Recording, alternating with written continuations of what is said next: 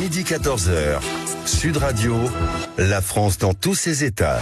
L'hommage ce matin à Arras, dans le Pas-de-Calais, au professeur Dominique Bernard, assassiné après avoir montré des caricatures de Charlie Hebdo. La boulette. Alors qu'est-ce qu'on fait en cas de malaise? Est-ce qu'aujourd'hui il est fier de vous?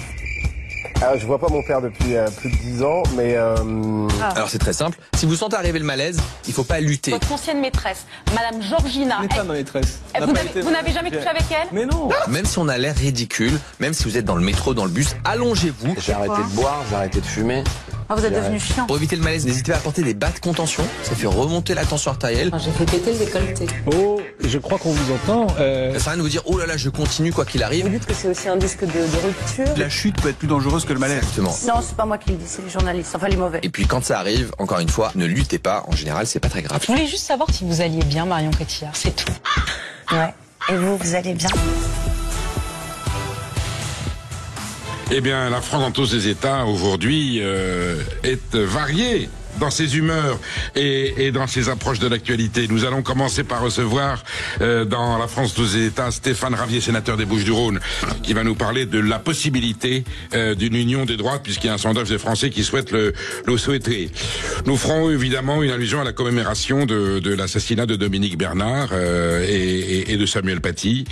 Nous verrons pourquoi Jean-Luc Mélenchon a du mal à considérer que le Hamas est un mouvement terroriste. Et puis nous interrogerons Vincent Jeanbrun sur une déclaration controversée qu'il a faite sur les HLM. Ensuite, nous recevrons, dans le cadre de notre Lâchons Rien, Alban Piller, directrice du zoo d'Amnéville, qui va nous dire les performances de son activité. Et puis Olivier Mazerolle, journaliste, témoin de l'actualité et d'histoire de France, vu son expérience, et auteur de Crimes et Abandon, viendra avec nous discuter un petit peu des enjeux du moment. Et en deuxième heure, un face-à-face très important avec Catherine Grimfogel, universitaire à Toulouse, sur le génocide, le terme, la signification du mot génocide et ce qu'il a représenté dans l'histoire. Voilà pour la France dans tous ses états d'aujourd'hui. Sud Radio, la France dans tous ses états. L'humeur de Perico. Et pour commencer, la pique lancée par Donald Trump à Emmanuel Macron pendant la clôture du sommet pour la paix à Gaza n'est pas passée inaperçue. Oui, Donald Trump triomphant qui est allé à la Knesset pour célébrer cette conclusion pacifique à cette tragédie, et il est sur l'estrade et on sait que le président des États-Unis a des points d'humour et il s'étonne que Emmanuel, comme il dit, n'est pas sur l'estrade avec lui. Pour une fois, tu n'es pas sur le devant de la scène, petit clin d'œil, mais tout en reconnaissant que Emmanuel Macron a quand même œuvré lui aussi pour obtenir cette paix, notamment dans les accords avec l'Arabie Saoudite. Pour autant, Donald Trump, dont on a expliqué qu'il était un personnage un petit peu excessif, pas toujours doté de moyens intellectuels nécessaires à la présidence des États-Unis, a prouvé qu'il avait la capacité d'obtenir une paix qui était quasiment inespérée. Il a fait plier Benjamin Netanyahou et il était à la Knesset, célébrant cette grande journée qui, on le sait, ne résout pas tout, puisque le conflit n'est pas terminé tant qu'il n'y aura pas un État palestinien, mais ça c'est un autre dossier. Je me souviens, j'avais 18 ans, le 20 novembre 1977, quand le président égyptien Anwar el-Sadat est venu à la Knesset, reçu par Menachem Begin, premier ministre d'Israël, pour entamer le premier processus de paix issu des accords de Camp David, qui hélas, on le sait, n'ont pas abouti, et ce processus de paix finira avec l'assassinat du premier ministre Yitzhak Rabin, mettant un terme à une première tentative. Donc espérons que cette nouvelle étape dans le conflit israélo-palestinien aboutira à la paix entre ces deux peuples et une résolution définitive pour ce que nous soyons rassurés quant à l'avenir de l'État d'Israël et l'existence d'un État palestinien. Faites-vous partie des 52% des Français qui approuvent l'idée d'être gouvernés par une coalition des droites? Si oui ou sinon, d'ailleurs, n'hésitez pas à appeler le 0826 300 300. On est ensemble jusqu'à 14h et dans un instant, on reçoit le sénateur des Bouches-du-Rhône, Stéphane Ravier. À tout de suite. Sud Radio. National et Reconquête, c'est le résultat du sondage IFOP publié hier dans Valeurs Actuelles. Mais les droites veulent-elles vraiment s'unir? On en parle avec le sénateur des Bouches-du-Rhône, Stéphane Ravier. Bonjour. Bonjour Stéphane Ravier, merci d'avoir accepté l'invitation de Sud Radio. Vous êtes sénateur des Bouches-du-Rhône et de Marseille en particulier. Vous avez été inscrit Rassemblement National, Reconquête. Là, vous êtes aujourd'hui j'allais dire non inscrit, en électron libre, un homme libre, si je puis dire, voilà, émancipé des étiquettes qui pourraient, j'allais dire, contredire un petit peu vos engagements ou qui correspondent pas à votre finesse de jugement. Est-ce que voilà, vous m'entendez ou non? Qui prend ses décisions librement. Oui. Je vous entends. Manifestement, vous ne m'entendez pas. Moi, je vous entends très bien. Oui. Je vous demande. Je signalais seulement que vous n'étiez plus étiqueté, que vous étiez, on dit en non inscrit, mais que vous êtes devenu un électron libre de la vie parlementaire des Bouches-du-Rhône. Effectivement, je suis un homme libre qui prend ses décisions librement, sans devoir en référer à qui que ce soit, si ce n'est, en l'occurrence, pour l'échéance qui se présente devant nous, aux Marseillais. Alors, avant d'attaquer le sujet qui nous intéresse aujourd'hui, à voir ce sondage des Français, je voulais juste vous dire que je suis allé il y a quelques jours à Marseille, cette ville que j'adore et dont je dis toujours que c'est la ville où je me retirerai si je devais changer de campagne et d'univers. Je suis revenu perturbé et perplexe, d'abord devant l'état de saleté, et Dieu sait si j'ai à Marseille, je ne veux pas dénigrer. Mais cette ville était mal entretenue, j'ai descendu la Canebière qui est devenue piétonnière, je n'ai pas reconnu le Marseille historique dans sa diversité, le Marseille provençal, le Marseille porte de l'Orient, voilà, avec ses charmes, avec ses légendes. Voilà, c'était un paysage assez particulier et je m'en suis un peu lamenté parce que j'adore cette ville et que je l'ai pas reconnue.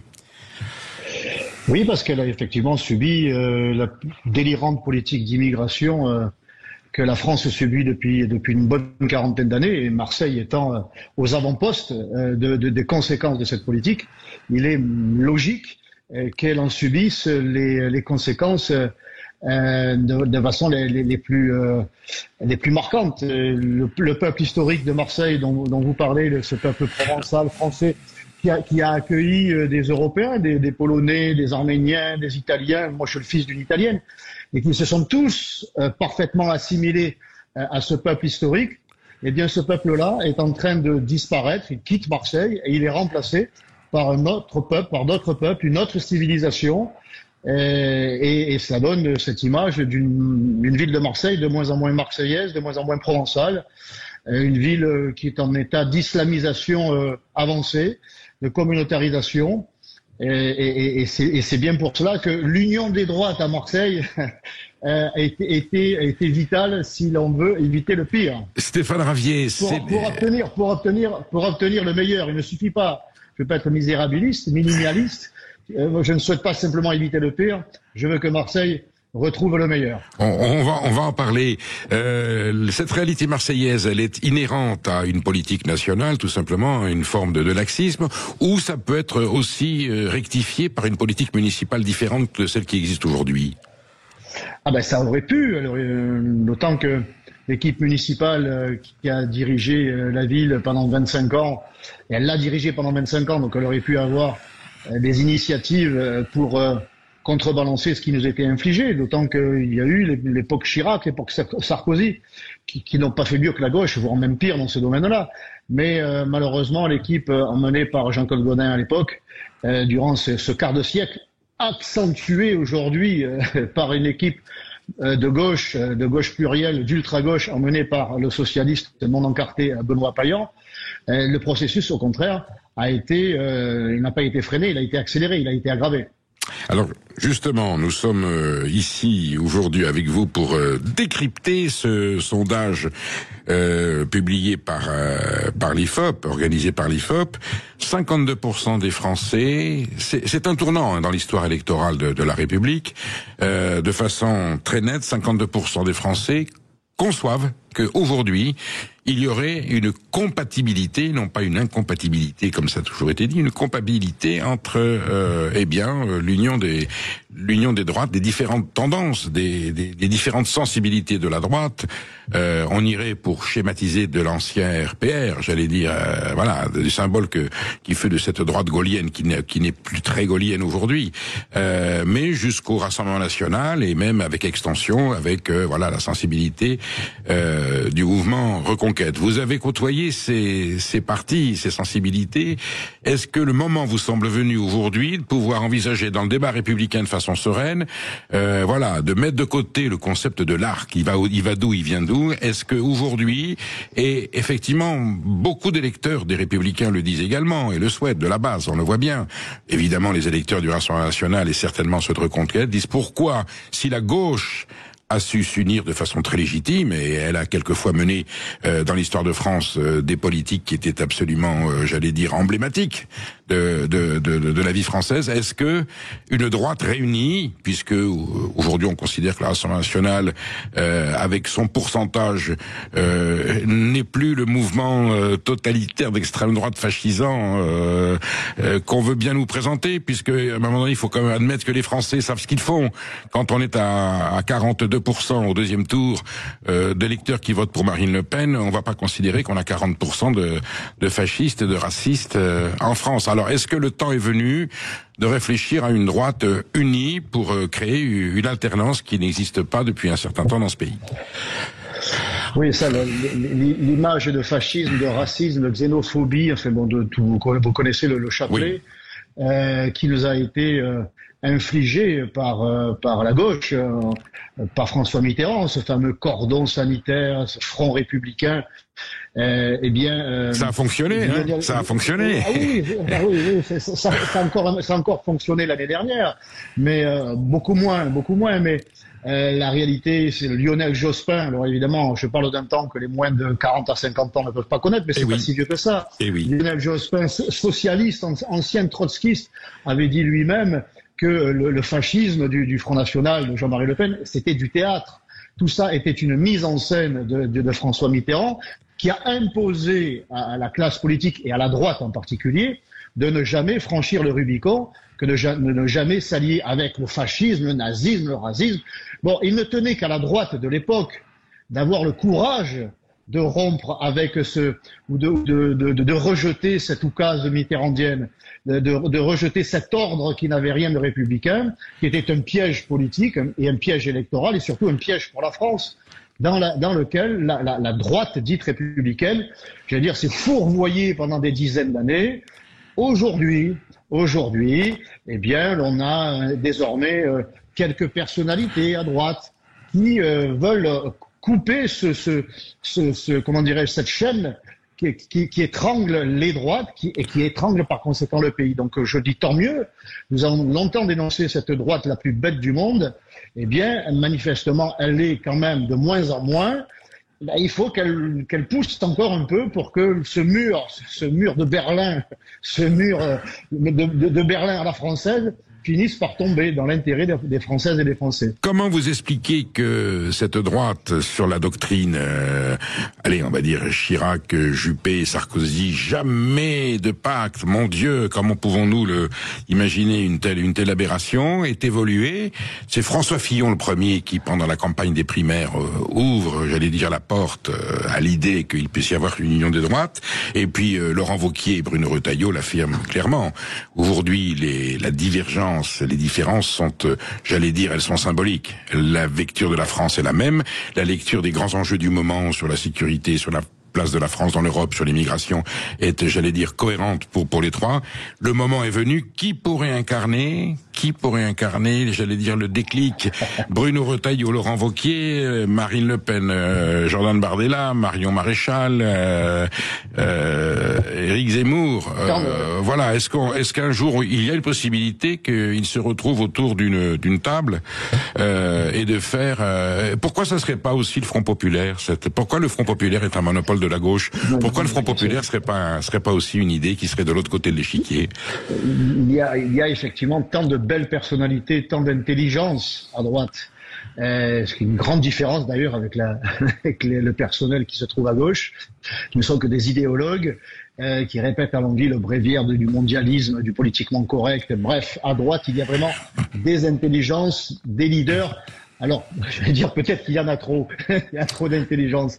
Eh bien, il faut une intelligence encore plus poussée pour que tout le monde se mette d'accord et soit les uns aux côtés des autres, derrière un ou derrière une, et que chacun puisse trouver sa place, puisque vous le disiez.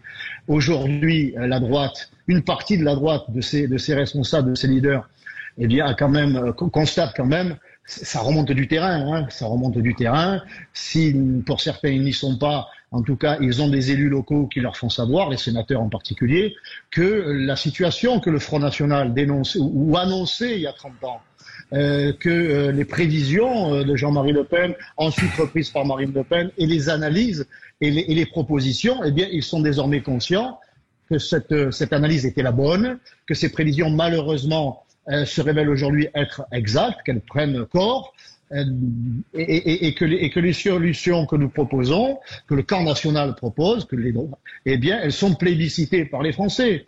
Donc, ils ne peuvent plus écarter cette réalité.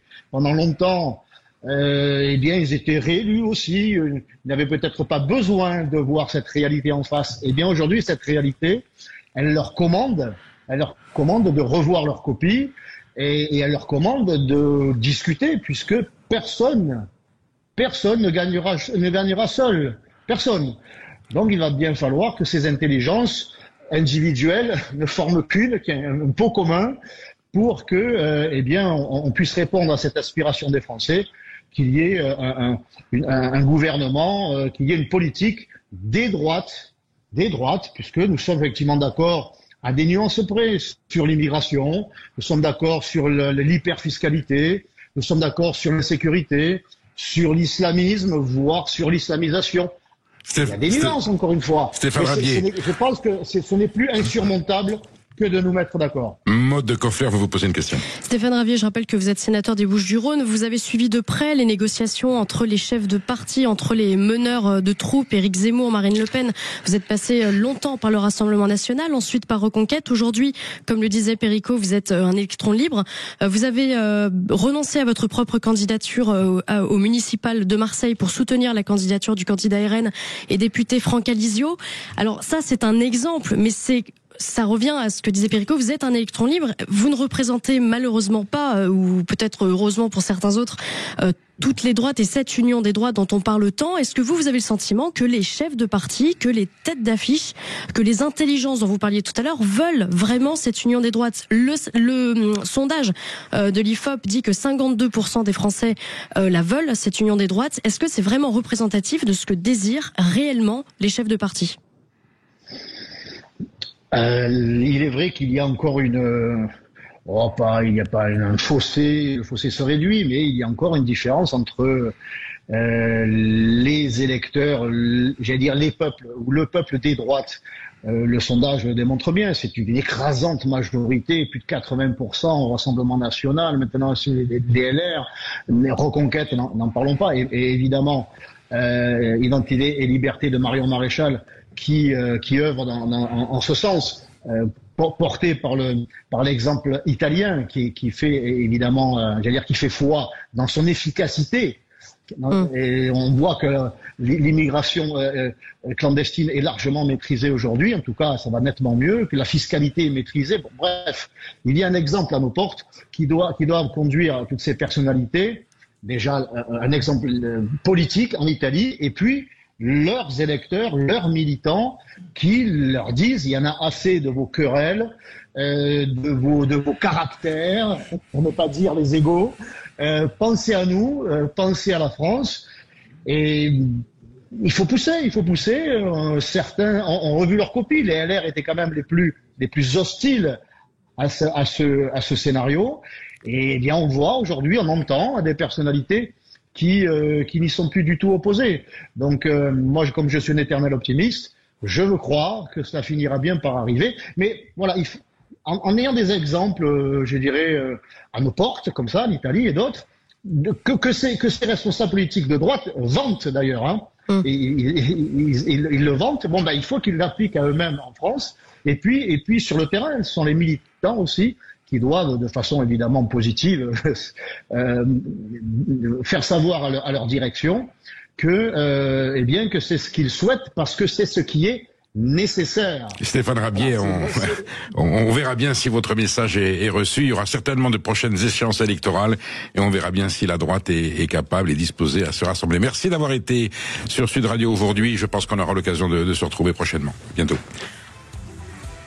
Sud Radio, la France dans tous ses états, Perico Légas, Maud Koffler. Nous sommes sur Sud Radio dans la France dans tous ses états et Davidé nous a appelé de Marseille parce qu'il voulait lui aussi réagir à cette possibilité de l'union des droites. Davidé, vous êtes favorable à une union des droites? Ah bah oui, totalement. Hein. Pour une ancienne personne de gauche, hein, j'ai été de gauche à partir de Mitterrand et j'ai lâché, on va dire, la gauche quand Jospin a perdu les élections parce que là j'ai commencé à réaliser que toutes les décisions qui ont été prises par la gauche, malheureusement, n'allaient pas dans le bon sens. Donc en 1995, voilà. La situation de la France, mais on a envie de se mettre à genoux et de pleurer. On se dit, c'est pas possible. Qu'est-ce qu'on a fait à notre pays, notre plus grand pays d'Europe, pour moi bien sûr, et pour beaucoup de Français. Et on se dit, c'est pas possible. Quand on voit aux États-Unis la personne qui est au pouvoir actuellement, ce qu'il est en train de faire, que ce soit sur sa première élection et sur sa deuxième, mais la personne fait la paix partout dans le monde. Même l'Indonésie, maintenant, tous ces pays viennent le voir. Aidez-nous, s'il vous plaît. On veut la paix chez nous aussi.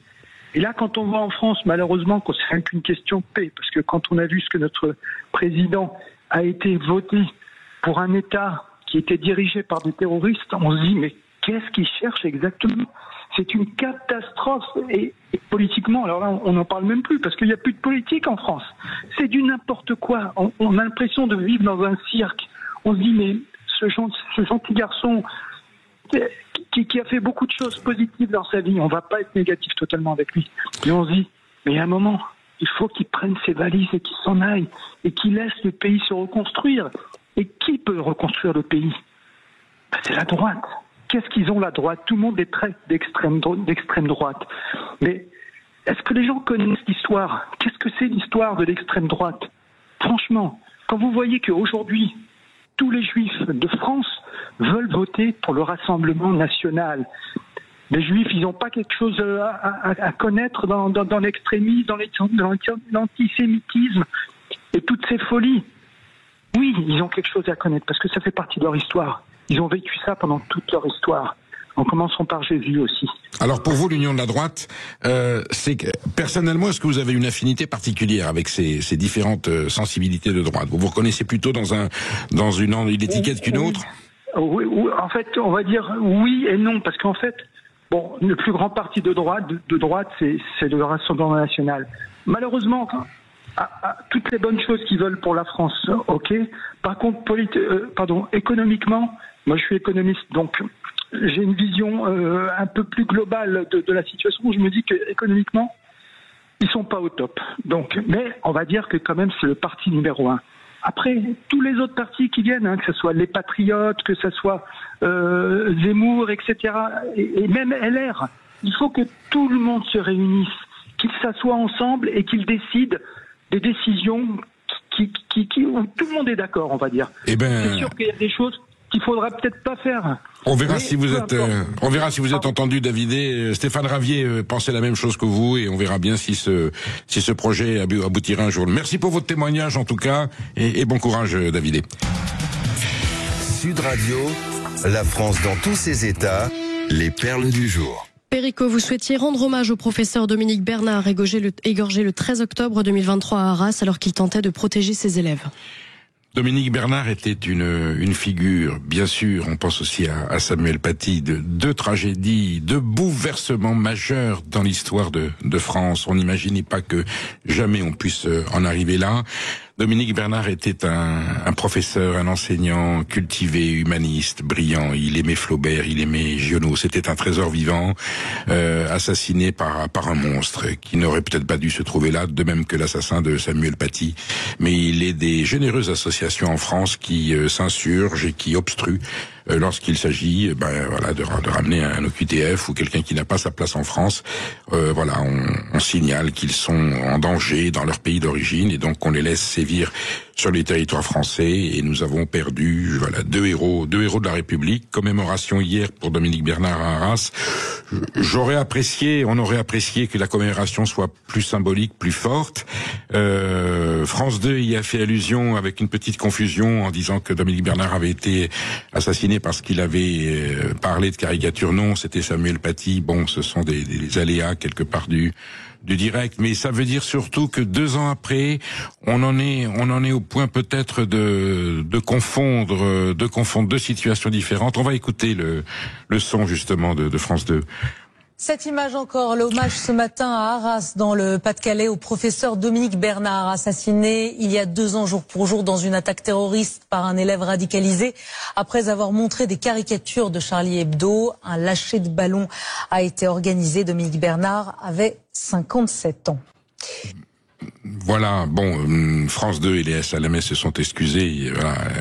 J'allais dire, sans jeu de mots, il y a pas mort d'homme, même si ça fait allusion à deux morts terribles. Et je vous disais à l'instant, voilà, n'oublions pas, gardons à l'esprit, en conscience, ça peut peut-être se reproduire, et en tout cas que la vigilance soit totale, l'exigence d'information soit totale, et veillons à ce que toujours ces deux tragédies, ne se reproduisent jamais, que l'État, que les pouvoirs publics fassent le nécessaire, qu'il y ait une conscience collective, et n'oublions jamais que nous sommes passés par ces 2 épreuves qui, de toutes les manières, ont terni irréversiblement l'histoire de la République.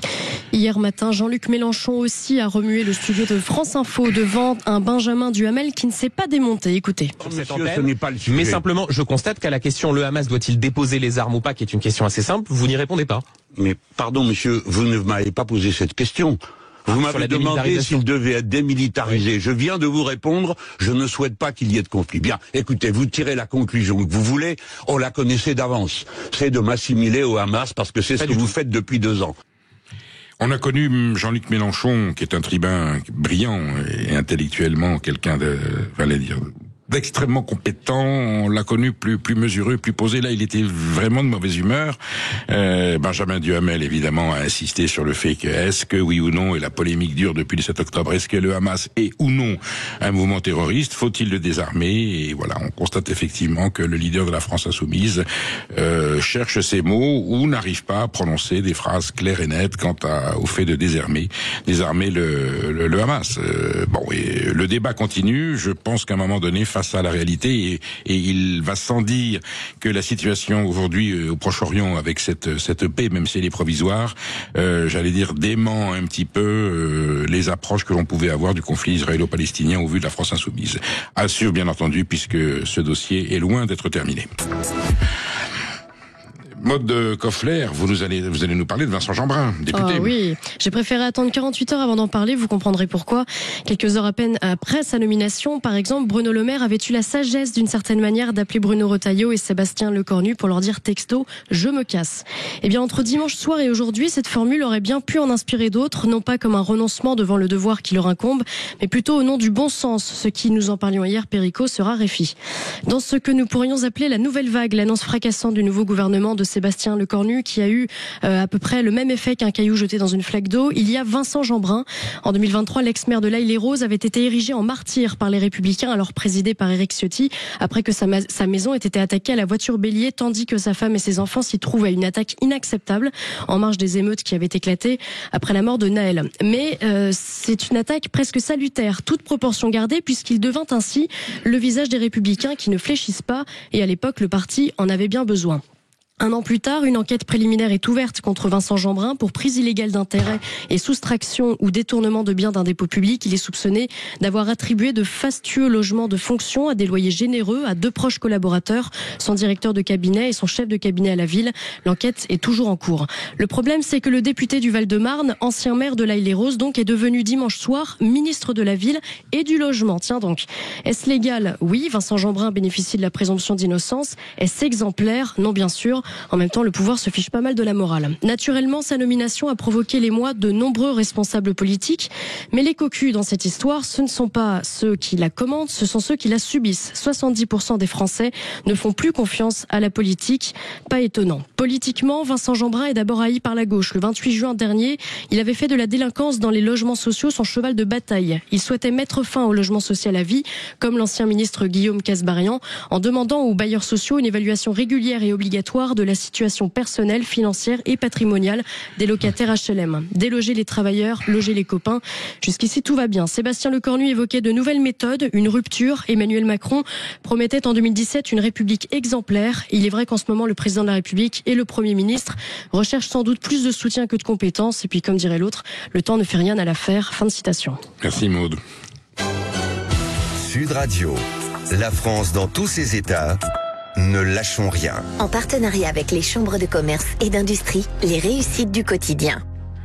Ne lâchons rien, c'est le titre du rendez-vous que nous avons régulièrement avec les chambres de commerce et d'industrie pour parler non pas de cette France qui perd, mais cette France qui gagne avec ces chefs d'entreprise, ces entrepreneurs qui relèvent des défis et obtiennent des succès pour prouver qu'il y a encore de la productivité, de l'énergie, du courage et surtout beaucoup d'espoir dans l'économie française. Nous sommes avec Alban Piller, vous êtes directrice du zoo d'Amnéville. Alors parlez-nous un peu du zoo d'Amnéville, où est-ce que ça se trouve Amnéville ?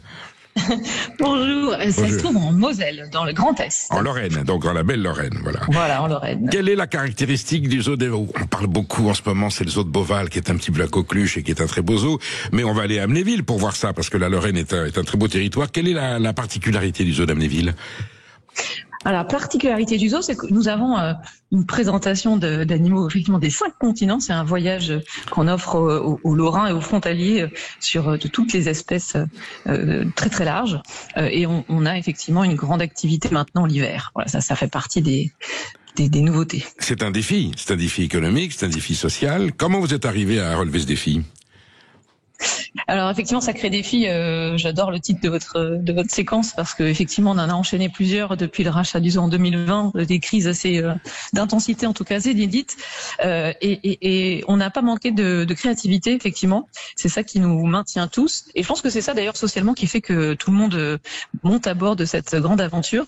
On a tout repensé. Parce que c'est vrai qu'après l'arrêt de plusieurs mois quand même pendant les crises sanitaires et l'accélération des attentes des visiteurs, on a tout repris. L'expérience de visite, on a des saisonnalités, une activité qui est plutôt plein air l'été. On en a transformé une activité hivernale nocturne. On a diversifié en ne s'adressant plus uniquement qu'aux familles, mais en parlant aux entreprises.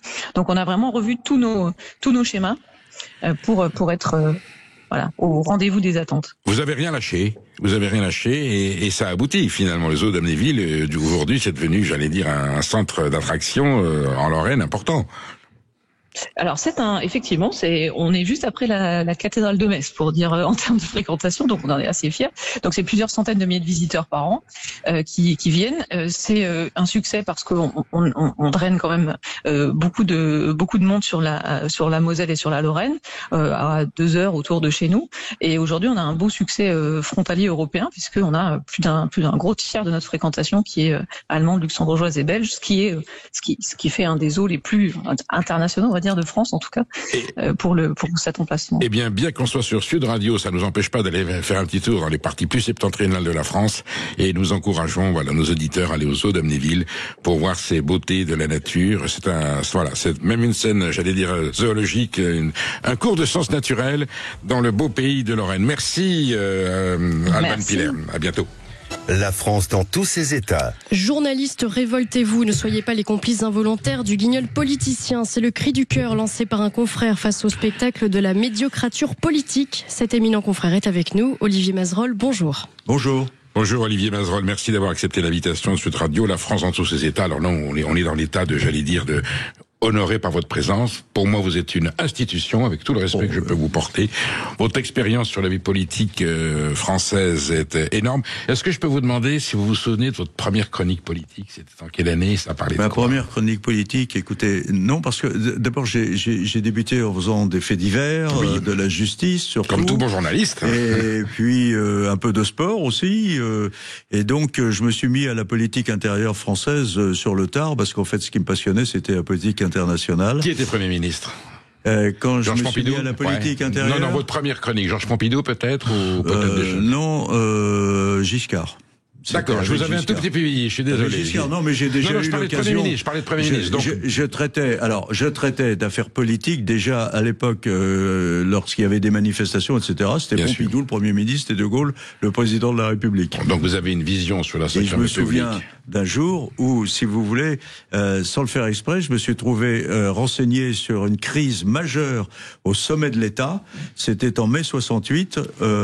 Là, j'étais à Europe numéro 1 à l'époque. On m'envoie à Matignon, je sais même pas pourquoi d'ailleurs, parce que j'étais pas un journaliste politique, et je tombe sur l'une des plus importantes collaboratrices de Georges Pompidou, qui me dit: De Gaulle est un vieillard sénile, il est temps qu'il s'en aille. Quand vous entendez ça à Matignon, ça reflète un état d'esprit qui était, on l'a su par la suite, celui de Georges Pompidou, qui ne le formulait pas de cette façon, évidemment, et on a compris que, moi j'ai compris ce jour-là, et j'ai dit ensuite aux chroniqueurs politiques d'Europe, voilà ce qu'on m'a dit, que c'était la crise était au sommet, que la rupture était là, et d'ailleurs ça s'est manifesté quelques mois plus tard. Ça sentait un peu le règlement de compte. Le président Pompidou avait été très blessé que le général de Gaulle ne le soutienne pas plus dans l'affaire. Exactement.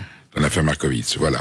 Olivier Mazerolle, aujourd'hui vous nous interpellez en disant: est-ce que le journalisme d'aujourd'hui, c'est bien d'être, est-ce que je peux dire, béni oui, on se conforme à une forme de pensée unique. Vous dites, mais est-ce qu'on est obligé de traiter l'actualité telle que, quelque part, qui nous impose cette façon de traiter l'actualité? C'est pas la classe politique, c'est pas l'opinion? Non, c'est-à-dire qu'on est obligé de traiter l'actualité politique, évidemment. Mais je pense sincèrement que le rôle des confrères, je voudrais surtout pas donner de leçons parce que c'était mieux avant. Moi je vous y autorise. Voyez. Moi je vous y autorise. Mais simplement, je crois que là aujourd'hui dans les rédactions, on devrait s'interroger sur l'identité de ceux que l'on invite, qu'on n'est pas obligé d'inviter tout le monde.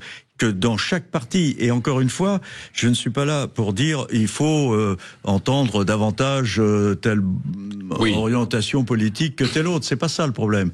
C'est faire le tri en se disant voilà, celui que nous ou celle que nous allons inviter, est-ce qu'il a ou est-ce qu'elle a quelque chose à dire de précis? Qu'on soit d'accord ou pas, c'est pas le problème. Nous, journalistes, notre problème, c'est d'amener à l'antenne des gens qui ont de la consistance, qui ont du tempérament, qui ont de la volonté, qui ne changent pas d'avis comme de chemise tous les jours, qui ne lancent pas des petites phrases uniquement pour essayer d'attirer le poisson, comme on met des vers au bout de la ligne. Vous voulez dire que le propos est important, l'engagement politique, la façon d'exprimer aussi, bien entendu. La façon de s'exprimer, qui ont de la teneur, et on entend trop de stupidité. Voilà. C'est pas un peu le phénomène des chaînes info? Vous retrouvez souvent les mêmes visages. Finalement, ils ont leur ronde serviette. Oui, on rentre dans un espèce de ronronnement comme ça. C'est vrai que c'est un problème puisqu'il faut bien. Alors là, j'ai rien contre les chaînes info, mais voilà. Des chaînes non, info, mais nous non plus. J'ai participé à la création de l'une d'entre elles qui est BFM, bien sûr. Mais disons que c'est un problème qui est posé même sur les chaînes info. On peut faire le tri. On n'est pas obligé de faire venir le député X qui vient du fin fond. Alors, parfois, ceux qui viennent du fin fond du village ont des choses importantes à dire parce qu'ils sont le reflet de l'état d'esprit d'une société. Mais on entend toujours un peu le même cirque, c'est-à-dire un ronron. Donc on invite un socialiste, on sait qu'il va dire qu'il veut pas la réforme des retraites. On invite quelqu'un de droite, il va dire que il sait pas trop ce qu'il faut faire, enfin qu'il faut réformer. Vous êtes très attendu. Enfin, en fait, vous dénoncez le fait qu'on va. Mais néanmoins, bon, après, il est un peu embêté à cause de l'existence du RN. Les socialistes ont peur de se faire croquer par LFI. Tout ça, où est l'intérêt de la France là-dedans? Alors, vous avez le temps de parole, bien entendu, qui doit jouer. Est-ce qu'il n'y a pas tendance quelquefois à inviter tel invité politique parce qu'on sait qu'il va faire de l'audience? Oui, mais bien sûr que. Alors, mais ça, c'est le problème des médias en général. C'est pas seulement vis-à-vis des politiques. Vous avez. On appelle ça un bon client, c'est ça? C'est un bon client. Oui, on appelle un bon. Oui. Quand c'est un bon client encore, ça peut l'être au sens propre. Mais simplement, il faut qu'il ait de la consistance. Mais regardez aussi le traitement médiatique de notre métier. Vous avez des tas de jeunes journalistes qui ont beaucoup de talent, mais ils n'ont pas de pédigré médiatique, si je puis dire. Alors, on leur donne pas d'importance. On va pêcher quelqu'un dont on parle dans la presse. Voilà, c'est le vice de la société contemporaine. La renommée médiatique commande l'intérêt que l'on porte à quelqu'un. Vous voulez dire qu'il y a des sentiers battus? Aujourd'hui, dans les médias, il y a des sentiers battus qui sont battus et rebattus, oui, si je comprends. Parce qu'il y a des tas de gens, y compris dans la vie politique d'ailleurs, qui ont des choses à dire, qui sont porteurs de quelque chose qui est reçu ou qui montre ce que la société attend. Encore une fois, de gauche, de droite, ça, c'est pas le problème. Il faut, dans le traitement médiatique des journalistes, quand on cherche un présentateur, par exemple, on va chercher quelqu'un qui a plutôt déjà une renommée, plutôt que d'essayer de faire monter quelqu'un qui a du talent, et on en fait une star, mais qui n'a pas la réputation médiatique. Voilà, c'est une véritable catastrophe de ce point de vue. Vous avez connu l'époque, et Jean-François Kahn, que vous avez connu, me disait, le journal du 20h de la deuxième chaîne, où il avait été dicté directement par le cabinet du ministre de l'Information qui dictait. On n'en est plus là. Mais pour autant, on est vu qu'il y a quand même quelque part une doctrine qui continue à s'appliquer. Là, en l'occurrence, c'est même pas le cas. Et puis, si je me permets de le dire, c'est parce que avec Michel Cotta, qui dirigeait France 2 à l'époque, nous avons mis à l'antenne quelqu'un qui était inconnu du grand public pour présenter le 20h, qui s'appelle David Pujadas. Et bon, on a couru le risque de mettre quelqu'un qui n'était pas connu, mais qui nous semblait pouvoir tenir les commandes. Ça a été le cas. Bon, on pouvait se tromper. Hein. Alors, ensuite, est-ce que quelqu'un qui a été justement sorti un petit peu de l'ombre peut lui-même tomber dans le travers de tomber dans une routine Il pourrait tomber dans ce travers. Je pense que ce n'est pas le cas de David. Mais effectivement, il y a quand même dans son émission des gens qui reviennent récurremment et bon. Voilà. Oui, non, mais il a ses intervenants habituels. Ça, c'est autre chose. Mais vous pouvez chercher à faire découvrir aux gens quelqu'un. Je me souviens, par exemple, il y a quelques années, à l'antenne j'invitais encore à RTL le matin, un dénommé Darmanin. Oui, je me souviens. Il n'était pas très connu du grand public. Et à un moment donné, on me dit, mais ça fait 2 fois que tu le fais venir, pourquoi? Parce que je trouve qu'il est intéressant. Voilà. Et depuis, il a fait du chemin.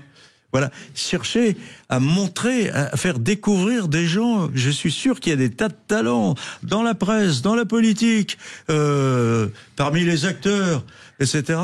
Mais maintenant, on fait venir. Avec celui-là, effectivement, on va faire de l'audience. Alors bon. Et puis finalement, nos auditeurs, nos téléspectateurs, au bout d'un moment, ils en ont marre, parce que, pour en revenir à la politique, ils ont finalement la sensation qu'on est un pays comme un bateau ivre sans gouvernail, et que hier, il s'est passé encore quelque chose qui, en apparence, n'a pas beaucoup d'importance, mais on a un Premier ministre qui s'appelle Lecornu, qui, lui, a des choses à dire. Il a de la consistance. Qu'on lui donne sa chance. Mais le patron, Monsieur Macron, lui, estime qu'il est à Sharm el-Sheikh pour une autre réunion. Il peut pas se dispenser de parler de la France pour rappeler que c'est lui. Ça, c'est le fonctionnement de la 5e. Et le résultat, c'est que Lecornu a perdu une carte importante pour montrer que c'était lui qui agissait, parce que Macron a voulu dire c'est moi qui gouverne, alors que en réalité il y a un désir fondamental en France à l'heure actuelle, c'est de ne plus entendre Emmanuel Macron. Olivier Mazold, c'est le dysfonctionnement de la 5e République. En tout cas, si un jour Gérald Darmanin est élu président de la République, il saura que c'est à Olivier Mazold qu'il le doit. Non, faut pas exagérer. Merci d'être venu. Si c'est ça, il le saura grâce à ses talents. Vous reviendrez, Olivier Mazold. On a encore des choses à se dire. C'est un homme intelligent, peut-être un peu trop malin aux yeux de certains, mais il faut aussi parfois être malin. Merci pour votre témoignage. Il a l'avantage d'être plutôt à droite, mais de connaître le social. Olivier Mazold, on vous recevra avec grand plaisir. Merci. Restez bien avec nous dans un instant. Catherine Green-Fogel, auteure de Génocide, le mot, la chose, l'histoire. Ça peut porter à débat, alors n'hésitez pas. 0826 300 300. À tout de suite. Midi 14h, Sud Radio, la France dans tous ses états. Le face-à-face. Bonjour, la France, tous ses États. Aujourd'hui, nous allons traiter d'un thème extrêmement sensible, j'allais dire terminé, le génocide.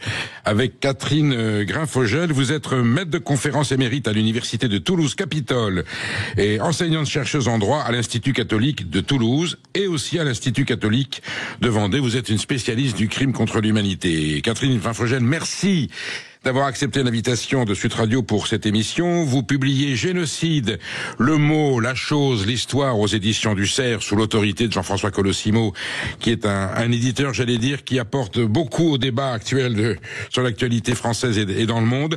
Et vous avez voulu mettre un point sur le i du mot génocide. Et vous l'avez fait d'abord avec du courage et surtout avec une abnégation, une précision, un travail d'universitaire que vous êtes. Vous avez couvert la totalité, j'allais dire, du concept génocide avec ses variantes, ses évolutions, et surtout ce qui vous a mis en colère, c'est l'abus de ce terme génocide, peut-être dans des façons inadaptées, au point que vous dites que le terme est quelquefois galvaudé. Catherine Grinfogel, pour commencer, pouvez-vous nous donner la définition, j'allais dire littéraire ou académique, du mot génocide avec son étymologie gréco-latine? Bonjour tout d'abord, Monsieur Légas, merci de m'avoir invité. Alors, quelques définitions, voyons, je les ai notées parce que c'est très précis souvent. Alors voilà, dans le Robert, on nous dit que le génocide est la destruction méthodique d'un groupe humain, mais ça ne suffit pas. Autre définition plus précise, toujours générale, le terme génocide, du grec génos, la race, et auquel on a ajouté le suffixe latin cide, tuer. Donc ce terme désigne l'extermination physique, intentionnelle, systématique et préméditée d'un groupe humain ou d'une partie d'un groupe en raison de ses origines. Et enfin, je vais vous donner la définition de la Cour pénale internationale parce qu'elle n'est pas trop compliquée. Vous savez, les définitions... Et on y reviendra parce que c'est le cœur du sujet. Oui, alors bon, je vais vous la donner rapidement. On entend par crime de génocide l'un quelconque des actes ci-après commis dans l'intention de détruire en tout ou en partie un groupe national, ethnique, racial, religieux, comme tel. Alors là, suivent une liste d'actes, meurtre des membres du groupe, atteinte grave à l'intégrité physique ou mentale des membres du groupe, soumission intentionnelle du groupe à des conditions d'existence devant entraîner sa destruction physique totale ou partielle, mesures visant à entraver les naissances dans le groupe et transfert forcé d'enfants du groupe à un autre groupe. Voilà donc ce que je peux vous dire. On voit un petit peu quand même de quoi il s'agit. La définition que vous venez de citer, c'est celle de la Convention pour la prévention et la répression du crime du génocide. C'est celle du 9 décembre 1948. C'est la première fois qu'elle rentre vraiment dans des textes officiels. Oui. Et que l'infraction génocide. L'infraction génocide, bien entendu. Qui est à l'origine? Quand est-ce que le mot génocide, le concept des génocides, apparaît dans l'histoire? Bien entendu, c'est Raphaël Lemkin, personnage essentiel dont vous faites un portrait éloquent parce que c'est un juriste polonais qui se trouve aux États-Unis pendant la guerre. C'est lui le premier qui signale qu'il est en train de se passer quelque chose sur cette planète qui ressemblerait, alors on va appeler génocide, à une destruction de masse d'une population humaine pour ce qu'elle est, pour ce qu'elle représente. C'est la première fois qu'on met le doigt. Il y avait eu des crimes dans l'histoire auparavant, énormes bien sûr. Que ce soit les conquêtes mongoles, que ce soit les conquistadors en Espagne, ce sont des centaines de millions de morts au total. Bien sûr, toutes les guerres sont violentes, mais là, Raphaël Lemkin dit attention, il est en train de se passer quelque chose de terrifiant. Comment ça se passe? C'est en 1943, je crois, ou 42. À vrai dire, il travaillait depuis assez longtemps sur le concept parce qu'il avait été frappé, précisément, vous savez, là je fais un petit retour en arrière. Pourquoi qualifier ces actes, après tout? Pourquoi les qualifier? On a eu envie de les qualifier à partir du moment où on s'est dit qu'il fallait les punir, les juger. Voyez? Et ce qui avait marqué la conscience de Raphaël Lemkin, c'est précisément ce qu'on appelle aujourd'hui le génocide des Arméniens, déjà à l'époque. Donc depuis cette époque-là, il travaille là-dessus en disant mais comment ça se fait que, vous savez, ce crime-là est passé aux oubliettes de l'histoire. Il n'a pas été jugé, du moins au niveau international. Et donc, c'est alors qu'il a beaucoup travaillé, beaucoup réfléchi, et que finalement, alors, il avait proposé, alors, évidemment, pendant la Seconde Guerre mondiale, les choses se précisent malheureusement plus encore, Et il continue donc de peaufiner son concept, d'écrire des articles, d'essayer de les transmettre. Lui, entre-temps, c'était un juif polonais, il s'était réfugié aux États-Unis, et il essaie de faire circuler son idée parmi tous les gens qu'il connaît dans la sphère du droit, si vous voulez. Il arrive plus ou moins... Notamment le futur président du tribunal de Nuremberg, je crois, qui est le procureur, je veux dire. Jackson. Il l'approche, il arrive plus ou moins à faire partie de la commission des crimes de guerre. Terme générique, terme valise où on met tout ce qui s'est passé. Voilà, bien sûr. C'est un crime de guerre. Donc il y a des commissions qui sont établies, surtout aux États-Unis, et lui, un peu partout, remarqué, mais ce sont les États-Unis qui ont initié le procès de Nuremberg. Et c'était d'ailleurs la première fois que l'on voyait ce type de crime puni au niveau international. Alors donc lui, il multiplie ses efforts, il va partout, etc. Malheureusement, le crime de génocide, enfin la qualification de génocide ne l'emporte pas à Nuremberg. Ce qui l'emporte, c'est le crime contre l'humanité. Ça vous dit déjà d'ailleurs la proximité entre les deux infractions, puisque on cherche alors une qualification indépendante pour qualifier ces crimes dont on sait qu'ils ne sont pas des crimes de guerre, qui se situent en marge de la guerre. Ou au-delà, oui, bien sûr, bien sûr. Ça va être une nuance d'ailleurs, et je vais dire, ça va être un instant important de notre échange, cette distinction, j'allais dire, sémantique et juridique entre la notion de génocide et de crime contre l'humanité à partir du crime de guerre. Pour autant, Raphaël Lemkin, l'idée a du mal à passer. Je crois même que ça remonte au président Roosevelt qui est interpellé. On a du mal à admettre, on a du mal à concevoir. On se dit c'est pas possible que ça en soit là, ou c'est parce qu'on a peur de ce que ça peut signifier. Peut-être oui, parce que vous savez, le professeur Lombois, qui est un professeur de droit pénal, écrivait dans son manuel, le souverain, c'est celui qu'on ne contraint pas. Et tous ces souverains, ils veulent bien punir les autres, mais ils ne veulent peut-être pas qu'eux-mêmes soient traînés devant les juges si quelque chose était à leur reprocher. Donc, effectivement, Roosevelt considère que c'est trop tôt, que c'est pas le moment, mais malgré tout, on est quand même contraint d'adopter une qualification précise pour ce type de criminalité qui, comme on l'a dit, se situe en marge des hostilités, ou au-delà, comme vous l'avez précisé. Pourquoi ? Eh bien, tout simplement. Alors, oui, l'idée au départ, c'est de tout dire, tous les crimes de guerre.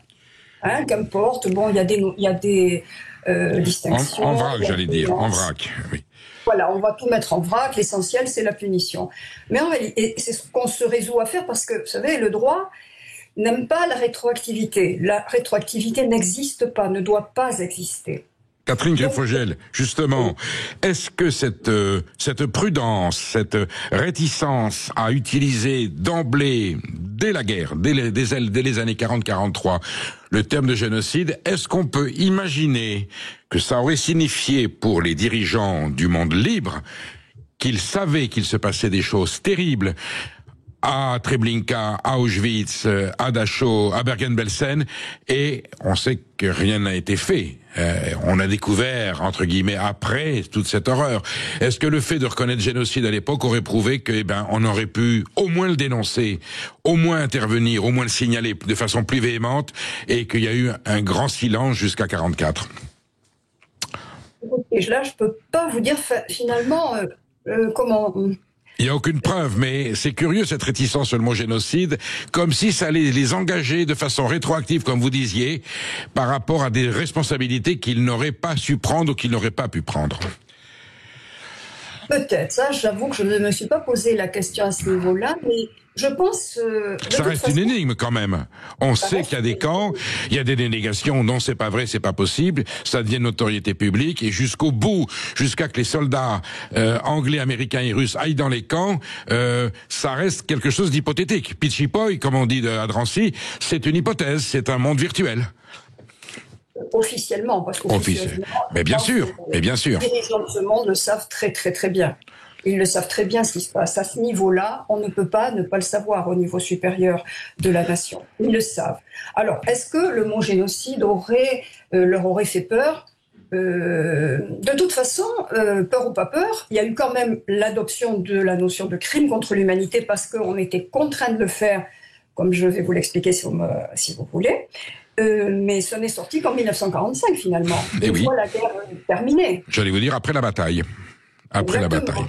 Exactement. Catherine Griffogel, on fait une petite pause, on se retrouve dans cet échange passionnant dans quelques instants. Midi 14h, Sud Radio, la France dans tous ses états. Nous sommes avec Catherine Griffogel, auteure de Génocide, le mot, la chose, l'histoire, aux éditions du Cerf. Catherine Griffogel, vous écrivez « Je voudrais saluer la mémoire de Raphaël Lemkin, dont l'œuvre a simplement contribué à l'évolution du droit des infractions internationales. Épris de justice, il consacra sa vie à une seule idée, l'interdiction de la destruction des peuples. Son autobiographie révèle les difficultés de son combat, mais s'il fallait n'en retenir qu'une image, ce serait celle du jeune garçon à l'âme poétique, idéaliste et sensible, qui le conduisait à rêver à un monde plus juste. » Catherine Griffogel, après tous ces constats et ces engagements courageux, est-ce que le monde est plus juste aujourd'hui ? Vous savez, après la Seconde Guerre mondiale, on avait dit plus jamais ça, cela nous a servi de leçon, etc. Mais est-ce qu'on peut le dire aujourd'hui ? Regardez tous les massacres, tous les... Je ne vais pas dire génocide, parce que génocide, c'est une qualification... On va y revenir. On va les prendre un par un, Catherine Griffogel. Alors, dites-nous justement quels sont aujourd'hui les trois... Je commence par le terme massacre, pour que vous donniez vous le terme. Les trois grands massacres de l'histoire qui ont été qualifiés officiellement de génocide par les juridictions internationales. Il y en a trois. Le génocide des Juifs durant la Seconde Guerre mondiale. La Shoah, donc l'Holocauste. On appelle Shoah, Holocauste dans les pays anglo-saxons, n'a pas été qualifié génocide à Nuremberg, mais a été reconnu comme tel par l'ONU. C'est le premier, hein, c'est le premier. Bon, il est caractérisé, là, quand même, on est d'accord. Là, il n'y a pas de polémique possible. À part les révisionnistes, c'est incontestable. Oui, exactement, je suis d'accord avec vous. Alors ensuite, la Convention sur la prévention et la répression du génocide a été adoptée en 1948. Voilà, je disais, le 9 décembre. C'est ça, puisque à Nuremberg, bien que Lemkin ait essayé de faire entendre sa voix, c'est Lauterpacht, un autre juriste, qui a fait Lauterpacht, qui a fait prévaloir le terme, la formule de crime contre l'humanité. Donc en 1948, avec tous les efforts qu'il a multipliés, et c'est pour ça que je lui rends hommage d'ailleurs, parce qu'il n'avait pas de vie, il s'est jamais marié, il n'a pas eu d'enfant, il n'avait même pas de boulot permanent, puisqu'il passait son temps à essayer de convaincre. Donc en 1948, la Convention sur le génocide est adoptée, et pendant longtemps, jusque dans les années 90, rien à ce propos, rien. Mais arrive la Yougoslavie et le Rwanda. Là, des tribunaux pénaux internationaux spéciaux, qu'on appelle ad hoc, créés spécialement pour les besoins de la cause, sont créés juste pour ça. Vous voyez, ils sont spécialement c'est le tribunal pénal international pour le Rwanda, pour la Yougoslavie, ensuite pour le Rwanda, et ceux-là ont appliqué la notion de génocide. Alors, justement, puisque vous parlez de... Alors, c'est là où on a un classement. On a le premier classement officiel, si je peux m'exprimer ainsi, des génocides. Il y en a trois. Il y en a trois. Lesquels ce sont? Donc vous avez dit la Shoah. La Shoah. Nous avons le Srebrenica en ex-Yougoslavie et le Rwanda. Et le Rwanda. Et l'Arménie? L'Arménie, non. Si. L'Arménie. Alors, vous savez, il y a des degrés, il y a des niveaux. C'est-à-dire que, par exemple, le génocide arménien, c'est un vrai génocide. Il est contesté par l'État turc. Bon, ça, on sait pourquoi. C'est une réalité. Alors, il n'a pas été reconnu par l'ONU, justement, en raison de ces tiraillements politiques qui font que, mais il a été reconnu au niveau régional, au niveau national, à de très nombreux niveaux. Je ne pense pas qu'il y ait beaucoup de doutes là-dessus, à part en Turquie, évidemment. Bien sûr. Donc Arménie, Shoah, le Rwanda, là aussi reconnu de façon juridique affirmée, même s'il y a peut-être localement des contestations.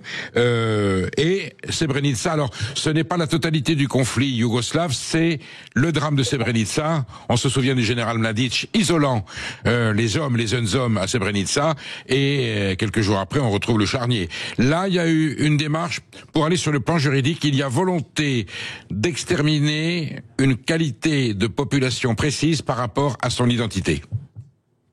Oui, c'est ça. C'est exactement ça. Volonté d'éradiquer une partie de la population, ils étaient tous musulmans, c'était des hommes et des jeunes garçons musulmans qu'on a assassinés à Srebrenica. Effectivement, vous avez besoin de souligner que ce n'est pas tout le conflit, ce sont des séquences du conflit. Les paramètres peuvent être raciaux, culturels, confessionnels, politiques. Quand on voit les génocidaires, ils invoquent souvent des motifs différents. Là, en l'occurrence, à Srebrenica, c'est parce qu'ils sont musulmans, ils sont bosniaques musulmans. Les Allemands, les nazis, c'est parce que c'est là où ça va le plus loin, parce que l'être était né juif, même nourrisson, il va être supprimé. Là, on est dans le génocide caractérisé. C'est un phénomène qui aujourd'hui est rentré dans les consciences du droit, où on a encore du mal à le déterminer, à l'appliquer. Du droit, Est-ce que tous les juristes sont conscients qu'une situation peut être un génocide, ou il y a des gens, on peut encore vous dire mais non, c'est pas tout à fait un génocide, c'est un crime de guerre aggravé. Vous voyez, c'est un petit peu ce que l'on est en train de. Quand on fait l'inventaire des génocides de l'histoire, il y en a qui sont soumis à des doutes. La Vendée, est-ce que ça en est un? Il y a polémique, il y a débat. Vous vous souvenez, parce que vous aviez comme moi l'âge, on était très jeunes, le Biafra, qui fut un petit génocide, une tragédie, la Bosnie. Il y a eu les crimes du stalinisme. À un moment donné, il peut y avoir un aspect génocidaire dans les liquidations staliniennes sur des dizaines de millions de populations. Hier, quand nous préparions cette émission, vous me rappeliez que Staline avait tué plus de gens qu'Hitler. On ne s'en réjouit pas, on s'en félicite pas, mais c'est un fait mathématique. Et puis il y a eu le Cambodge. Quand même, Pol Pot avec les Khmers rouges, il y a eu une extermination déterminée d'une population parce qu'elle se trouvait là, à ce moment-là, de sa propre population.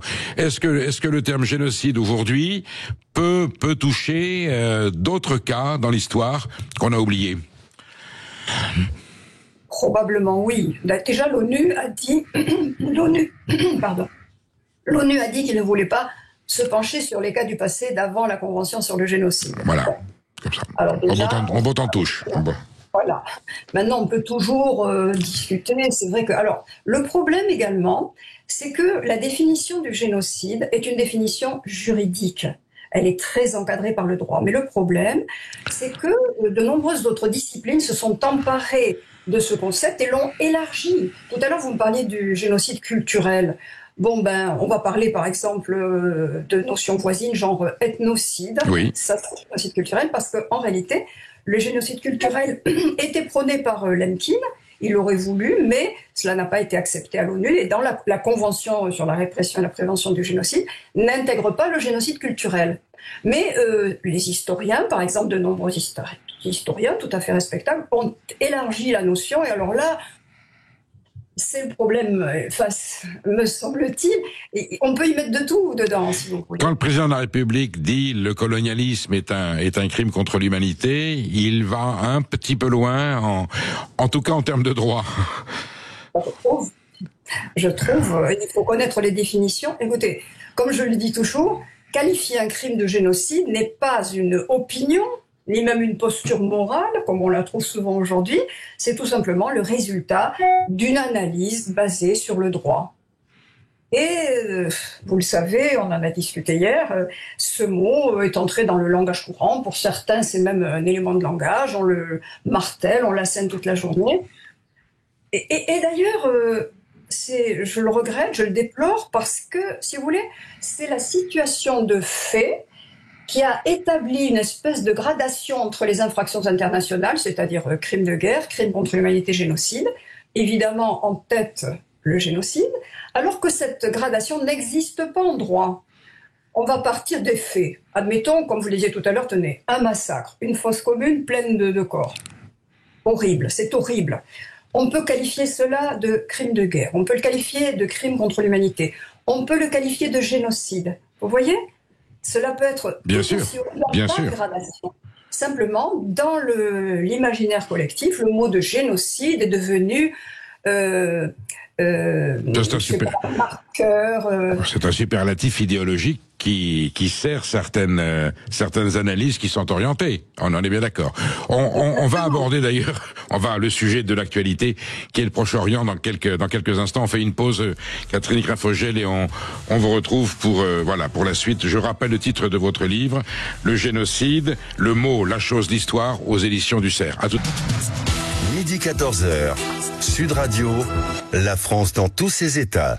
Nous sommes toujours avec Catherine Greffogel, auteure de Génocide, le mot, la chose, l'histoire, aux éditions du Cerf. Je rappelle aux auditeurs de Sud Radio qu'ils peuvent intervenir quand ils le veulent pour participer à ce débat passionnant et instructif en faisant le 0826 300 300 0826 300 300. Catherine Greffogel, l'acte de naissance du génocide, la résolution 96 du 11 décembre 1946, parle d'un refus de l'existence à des groupes humains entiers, comme l'homicide et le refus du droit à l'existence de l'individu. On peut faire une corrélation entre, refus à des groupes humains entiers, homicide, refus de l'existence à un être humain unique. Est-ce qu'il y a une nuance juridique? Alors, en droit, oui, puisque dans le premier cas, lorsqu'il s'agit de groupes, lorsque les groupes est visé, c'est le génocide, alors que lorsque l'individu est visé, pas le groupe, mais je vais vous dire après que pour moi, ça revient plus ou moins au même. Lorsque l'individu simplement est visé, c'est le crime contre l'humanité. Vous voyez? Bien sûr. Pour moi, c'est la même chose. À quel moment apparaît la nuance? Il y a un juriste précis qui dit attention. Au départ, c'est le crime contre l'humanité. Le génocide est une fraction, est un instant du crime contre l'humanité, ou ce sont deux paramètres différents? Au départ, ce sont deux paramètres différents. Je reviens à Nuremberg, comme on disait tout à l'heure. Les deux juristes, les deux sont juifs, les deux sont polonais, les deux sont de la ville de Lwów en Pologne. Et Hersch Lauterpacht, dont nous parlions tout à l'heure, lui est à Londres, il est un professeur de droit, écouté, etc. Et il y a de l'autre côté Lemkin qui, lui, est aux États-Unis. Alors Lemkin, lui, a toujours voulu défendre les groupes. Donc lui fait valoir la défense des groupes. Le groupe que caractérise son ethnicité, sa religion, sa race, etc. Tandis que Lauterpacht, les deux veulent faire évoluer le droit international qui en est assez balbutiement, il n'est pas très évolué à cette époque-là. Et lui veut mettre les droits humains au cœur du nouvel ordre international qui se crée, qu'on veut créer, qui commence d'ailleurs à Nuremberg, on peut dire. Et voilà, alors... Donc, c'est le crime contre l'humanité qu'il a emporté à Nuremberg, c'est la défense des droits fondamentaux humains, des individus, que l'on veut placer donc au centre du droit international pour leur protection, sa protection, alors que Lemkin, lui, vise les groupes. Mais moi... allez-y. Non, j'allais vous dire, nous allons approcher justement, et on y vient tout doucement, la situation au Proche-Orient, à Gaza. Nous écoutons d'abord Elie Barnavi, qui fut ambassadeur d'Israël en France. Et si on n'arrête pas, si ceux qui peuvent l'arrêter ne l'arrêtent pas, on continuera comme ça jusqu'il ne reste plus rien à Gaza. À ce moment-là, il pourra dire que la victoire totale qu'il nous promet depuis le début de l'opération est enfin atteinte. Et on se sera rendu coupable d'un crime de guerre, d'un crime contre l'humanité massif. Il utilise, Elie Barnavi, insoupçonnable, ambassadeur d'Israël, haute figure intellectuelle de gauche, professeur d'histoire.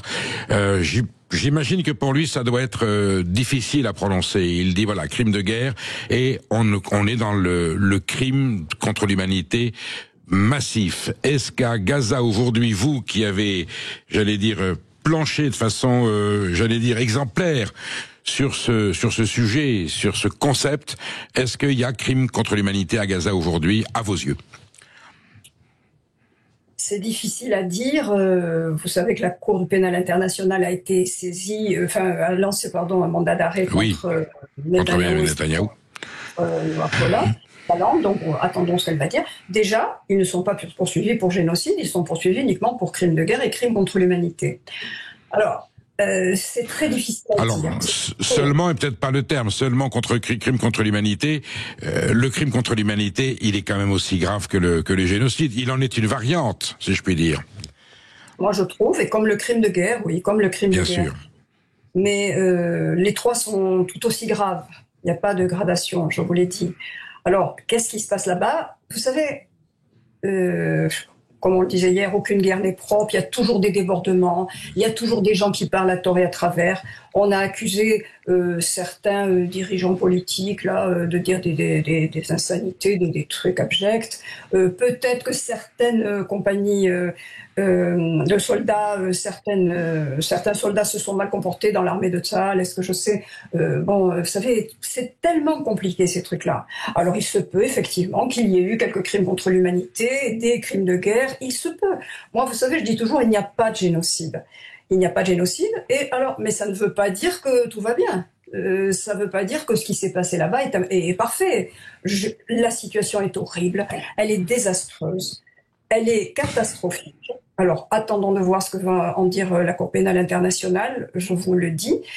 Voilà, et il se peut effectivement qu'il y ait eu quelques excès de guerre, effectivement. Ceux qui sont hostiles dans les commentateurs, les observateurs, les responsables politiques, ceux qui sont hostiles à la reconnaissance d'un génocide aujourd'hui à Gaza en Palestine, partent du principe que s'il y avait génocide, vu la puissance de feu de Tsahal, l'armée israélienne, la Palestine aurait pu être éradiquée. S'il y avait une volonté de l'État d'Israël, du gouvernement israélien, de procéder à un génocide,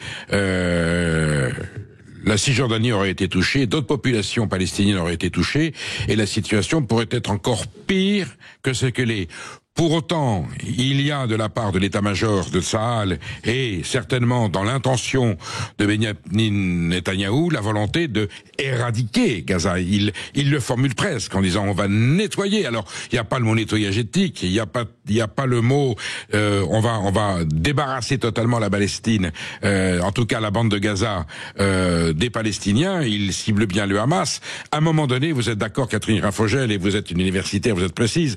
La nuance quelquefois est très ténue, et on voit bien que sur le terrain, il y a eu des actes qui dépassaient le crime de guerre, qui allaient à un moment donné contre un crime contre l'humanité, des enfants affamés, des hôpitaux bombardés, même si ensuite on pouvait dire oui, mais ça cachait à un moment donné des armes ou un centre opérationnel du Hamas. L'armée israélienne, en tant qu'armée israélienne, vu l'histoire d'Israël, vous comprenez que ça ait pu interpeller certaines personnes quand on voit la violence de cette répression et les atrocités qui s'y sont commises. Je comprends tout à fait. Ce que veut éradiquer Netanyahou, son gouvernement et Israël, c'est le Hamas. C'est pas les Palestiniens. D'ailleurs, si vous avez été en Israël vous-même, moi je suis allée quelques fois, vous aussi je crois, vous avez vu un apartheid, il y a plein de Palestiniens qui travaillent, qui sont chauffeurs de taxi, qui ont des plages à eux, qui agissent, qui travaillent. Bon, ça s'appelle pas un génocide.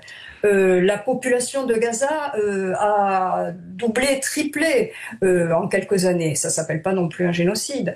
On n'appelle pas non plus génocide le fait de dire que si demain vous rendez les otages, la guerre s'arrête immédiatement. Bon, ce que veut faire le gouvernement israélien, il veut éradiquer le Hamas, qui est un danger, qui est un malheur non seulement pour Israël et ses habitants, mais aussi pour les Palestiniens, qui sont vraiment des victimes de ce groupuscule de terroristes. Dont certains continuent à considérer en France que c'est un mouvement de résistance, je le rappelle au passage. Je vous avoue que ça me choque un petit peu quand même, et certainement, enfin, je pense beaucoup d'auditeurs seront choqués. Comment peut-on dire que ce sont des résistants? Enfin, comment peut-on, ils disent ça pour pas dire, pour écarter la qualification de terroriste, mais ce sont des terroristes. Il n'y a qu'à voir ce qu'ils ont fait le 7 octobre. Alors, j'allais y venir. Le 7 octobre, oui. La plus terrible abomination perpétrée contre des Juifs depuis la Shoah. On va épargner les détails, mais nous savons, au-delà peut-être de certains faits qui ne se sont pas produits, mais enfin en tout cas c'est un massacre caractérisé. On est bien là dans le crime contre l'humanité. Les militants du Hamas qui se sont introduits dans ces kibbutz sont allés tuer du juif parce qu'ils étaient nés juifs. On est bien d'accord. Alors, on me dit oui, c'est une opération de vengeance, c'est une opération militaire. Il s'avère que sur la forme, c'est une opération de vengeance militaire. Dans le fond, les atrocités qui y sont commises, et on a les exemples, et ensuite les prises d'otages, on est quand même dans du crime de l'humanité caractérisé. C'est important à reconnaître. Moi, je dirais même qu'on va là jusqu'à un génocide. Alors voilà, c'est là que... Est-ce qu'on est au génocide? Oui, parce que, si vous voulez, quand le Hamas, je n'ai pas regardé les films, c'était trop horrible, je ne peux pas regarder, qui ont été faits par les gens du Hamas eux-mêmes. Travail bien fait. Comme un trophée, ils les ont montrés comme des trophées. C'est une horreur. Mais je sais qu'ils ne disaient pas, on veut, vous parlez de vengeance, là, on va tuer les Israéliens qui nous... comme s'ils étaient des occupants, vous voyez comment tuer une population occupante. Non, ils ont dit, on va tuer les Juifs. Et on sait très bien que dans les statuts du Hamas, c'est un but du Hamas que d'éradiquer Israël et tous les Juifs de la terre. Bon, je ne sais pas comment ils peuvent y arriver, j'espère que non. Mais vous voyez, c'est leur but. Les Juifs, c'est pas les Israéliens, c'est pas pareil. Alors là, j'irai jusqu'à dire que c'est un génocide. Par contre, on a parlé d'actes particulièrement horribles. Oui, cruels. Cruels. Alors, la cruauté plus ou moins grande d'un acte n'en fait pas... c'est pas ça le critère de distinction, ça n'en fait pas un crime contre l'humanité plutôt qu'un crime de guerre ou quoi, hein. Je vous l'ai dit.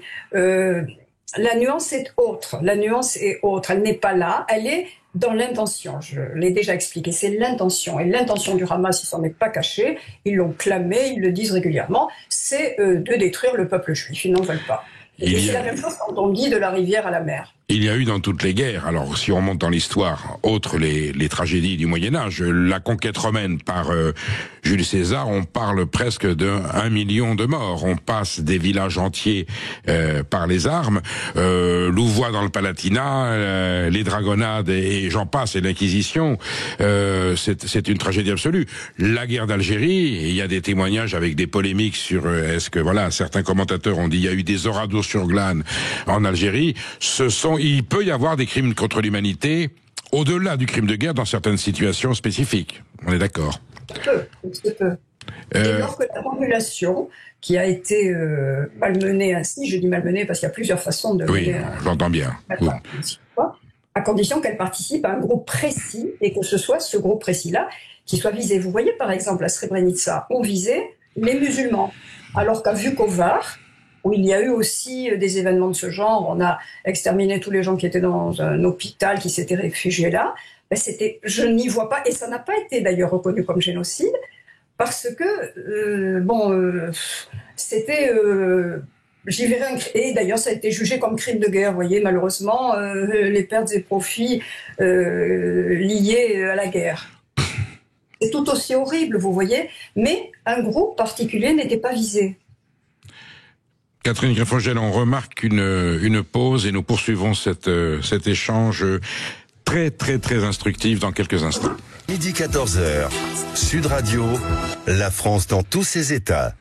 Dernière ligne droite de cet entretien sur le génocide avec Catherine Greffogel. Je vous rappelle, chers auditeurs de Sud Radio, que vous pouvez nous joindre au 0826 300 300 pour intervenir. Vos avis seront reçus avec beaucoup d'intérêt. Catherine Greffogel, vous dites une vision du génocide qui dépasse la notion juridique. Qui trop embrasse mal étreint, le fait se vérifie, il n'est de jour qui passe sans que le mot génocide ne soit brandi par des ignorants à l'indignation facile, davantage préoccupés d'arrière-pensées électoralistes, de jugements moraux et d'opprobre à jeter sur les uns et sur les autres, que la réalité objective mesurée à l'aune de la législation bâtie autour du génocide. Vous avez l'impression d'exprimer un ras-le-bol de ce galvaudage du terme génocide par des gens qui le récupèrent à des fins idéologiques alors que ça correspond pas à la réalité. Vous parlez de la France insoumise en particulier, ça peut s'étendre à d'autres personnes aussi. En général, on entend ça toute la journée. Certaines factions politiques d'extrême gauche en font un élément de langage. Il n'y a pas une phrase, il n'y a pas une conversation sans qu'on vienne nous brandir le terme de génocide. Alors déjà, ce qui me choque, c'est que des massacres, des situations horribles de guerre qui durent depuis même parfois des années. Il y en a plein en ce moment. Dans le monde entier, tenez le Soudan, partout, de temps en temps, on voit des articles dans les journaux, la guerre oubliée. Vous voyez combien il y a de morts au Soudan. On parle pourquoi la guerre oubliée? Parce que personne n'en parle. Vous voyez, ces gens qui sont tellement indignés, pourquoi ils sont indignés? par ce qui se passe à Gaza et en Israël, et qu'on ne dit jamais rien sur ce qui se passe ailleurs, au Soudan, en Irak, dans le Haut-Karabakh. Les Arméniens ont été obligés de partir de l'Azerbaïdjan, c'est bien ça. On n'en parle pas, ça passe aux pertes et profits de l'histoire, vous voyez. Et c'est ça qui me choque, parce que si on a envie, pourquoi pas, on peut être indigné par ce qu'il se passe. Alors, ce qui m'ennuie aussi, vous voyez, quand on parle, vous me parlez tout à l'heure, ce qui se passe à Gaza, etc. Est-ce que l'information, comment reçoit-on l'information? Vous savez que Raphaël Einthoven, il a été, comment dire, il a été massacré médiatiquement parce qu'il avait eu le malheur... Et menacé.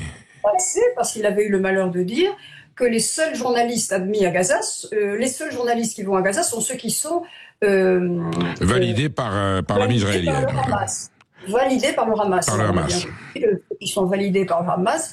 Ils vont dire C'était la définition de l'armée israélienne qui disait les seuls journalistes ce sont ceux que le Hamas autorise. Voilà, c'est pour ça que la polémique est sortie. Il a repris les termes de Tsahal. Alors, où est le vrai du faux? C'est très compliqué. C'est pour ça que je préfère attendre que se prononcent les juridictions, que tous les faits soient amenés au grand jour et que l'on voit. Mais c'est sûr que ce qui se passe là-bas, c'est trop, c'est certain, c'est trop. Il y a un paradoxe dans l'histoire.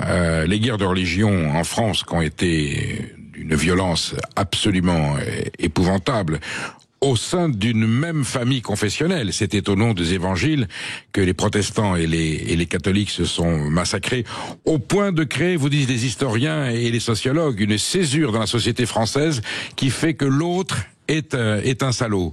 On dénigre et on disqualifie l'opposant politique sur la base des haines engendrées probablement dans les mentalités, dans les consciences, au moment des guerres de religion françaises, vous voyez, au XVIe siècle. Aujourd'hui, vous faites un constat assez pessimiste. J'allais dire, des crimes contre l'humanité, des génocides, on les connaît, on les a pointés, on les a désignés. Alors ensuite, il y a des nuances, est-ce qu'il y a des états de gravité? Vous dites qu'il y a une impuissance de la communauté internationale. Vous voulez dire quoi? Que les armes juridiques que l'on a, les instances qui ont été créées, ne suffisent pas à dissuader ou à éradiquer la possibilité qu'il y ait génocide et crimes contre l'humanité? Ben non, oui, c'est ce que je dis, effectivement, parce que nous avons les armes, donc encore faut-il vouloir les utiliser.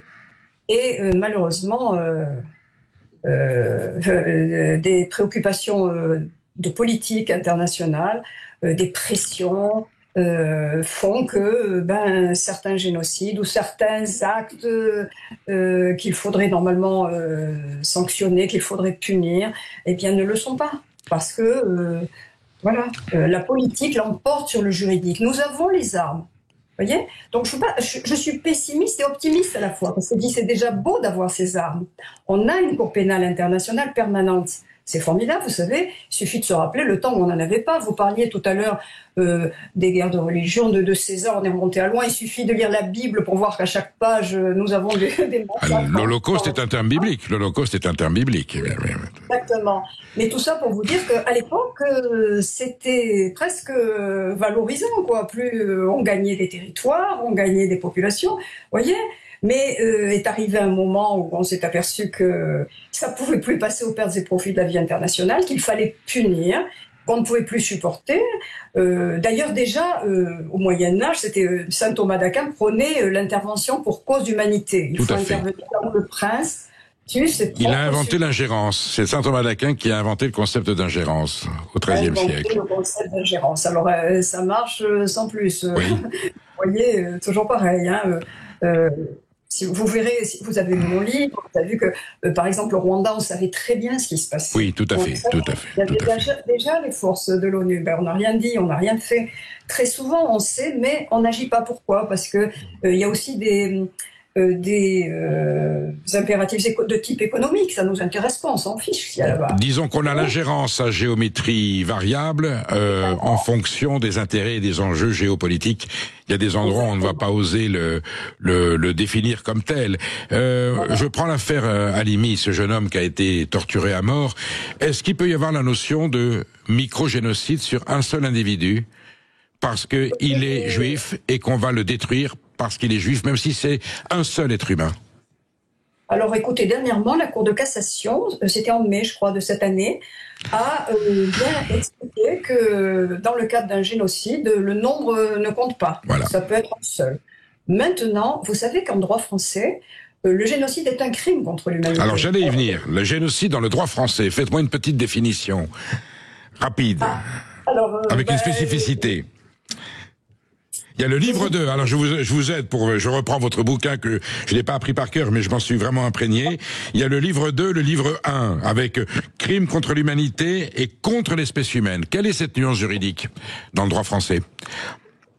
Contre l'humanité, contre l'espèce humaine, à mon avis, il n'y en a pas.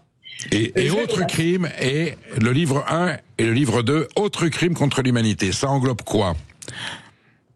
Alors, justement, crime contre l'humanité, contre le genre humain. D'abord, nous avons le génocide, le premier, et ensuite nous avons les autres crimes contre l'humanité. Vous voulez dire qu'au sommet du podium, si je peux m'exprimer ainsi, c'est le génocide. Voilà. Et le crime contre l'humanité en est une variante. Je pensais que c'était... Moi, je dirais le contraire. Je dirais, il y a le crime contre l'humanité. Je vous pose la question. Général, avec le génocide. C'est-à-dire, c'est la même chose, en gros. Bon, si vous voulez, ces deux incriminations peuvent se superposer. Elles ne correspondent pas dans tous leurs éléments, mais elles peuvent se superposer pour l'essentiel. D'accord? Alors, il y a la catégorie des crimes contre l'humanité. Dès lors qu'on tue quelqu'un, voilà, je vais vous donner la définition abrégée de André Frossard, oui, que je trouve extraordinaire. Qui est très belle, qui est très très belle, qui est très très belle. Le crime contre l'humanité, c'est tuer quelqu'un sous le prétexte qu'il est né. Voilà pour André Frossard. Voilà ce que c'est qu'un crime contre l'humanité. C'est clair et net, c'est clair et net. Clair et net et très précis. Si l'on arrive à démontrer que on a tué, vous parlez de ce pauvre garçon, ce jeune Halimi qui a été tué parce qu'il prétendait qu'il avait de l'argent, comme tous les juifs, naturellement, c'est bien connu. J'ironise, évidemment. On a tué ce garçon parce qu'il était juif. C'est un crime contre l'humanité. Si on arrive à prouver qu'on l'a... Mais ça revient un peu au même, si vous voulez. On arrive à prouver l'intention à travers lui d'éradiquer tout le groupe, alors on peut dire que c'est la circonstance aggravante du crime contre l'humanité. Là, on peut l'appeler génocide. C'est un peu comme ça que fonctionne le code pénal, vous savez. De tous les crimes contre l'humanité, nous avons le génocide, nous avons ensuite les autres crimes contre l'humanité, lesquels comportent même le crime de guerre aggravé selon, vous avez dû voir ça, selon l'affaire Barbarie, vous savez. Les nuances sont... Non, mais les juristes sont des gens précis. Vous, les universitaires, vous les aidez. Et donc, je pense qu'il serait important que à la fois les responsables politiques, les commentateurs, les magistrats, les avocats, qui sont amenés à se pencher sur cette notion de génocide et de crime contre l'humanité, lisent votre livre, l'examinent, l'intègrent, pour qu'il soit aujourd'hui dans la précision et une application plus saine et plus conforme à la réalité de la justice sur ce thème tragique du génocide. Catherine Griffogel, merci d'avoir été notre invitée aujourd'hui sur Sud Radio dans la France dans tous ses états. Je pense que nous aurons peut-être vu l'actualité et l'histoire à l'occasion de nous reparler, et je vous félicite sincèrement pour le travail exemplaire que vous avez accompli dans l'éclaircissement de la vérité dans des termes justes sur le génocide. À bientôt, Catherine Griffogel.